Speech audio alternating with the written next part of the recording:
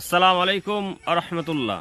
রাসূল সাল্লাল্লাহু আলাইহি সাল্লাম বলেন, লা তাবিউল কাইনাত ওয়ালা তাশতারুহুন্না। হে পৃথিবীর মানুষ, তোমরা গায়িকাদেরকে, নায়িকাদেরকে ও নর্তকীদেরকে নিয়ে ক্রয় বিক্রয় করো না, তাদেরকে নিয়ে ব্যবসা করো না।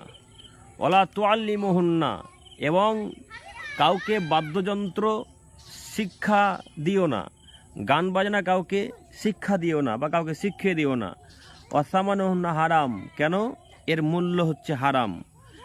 এই হাদিসের বিবরণ দ্বারা বোঝা যাচ্ছে নায়িকাদের উপার্জন, গায়িকাদের উপার্জন এবং গান শিক্ষা দেওয়ার ফলে যে টাকা আসে সেই উপার্জন এবং বাজনা বাজানোর উপার্জন, এগুলো সবই হারাম।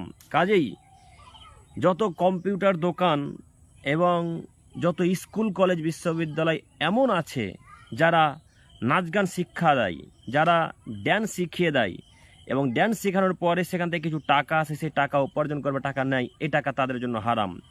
বিশেষ করে আমি কম্পিউটার ভাইদেরকে বলতে চাইব, যদিও এখন 5Gর যুগ, খুব কম মানুষ কম্পিউটার দোকানে ফিল্ম ভরতে যায়, তারপরেও ফিল্ম গান অনেক সবাই চিপসে ডাউনলোড করতে যায়। এই সমস্ত ভাইদেরকে বলছি, আপনারা কখনো চিপসে বা ফোনে কাউ গান বাজনা ভরে দিবেন না এবং টাকাও নেবেন না, ভরেই দিবেন না, এটা হারাম।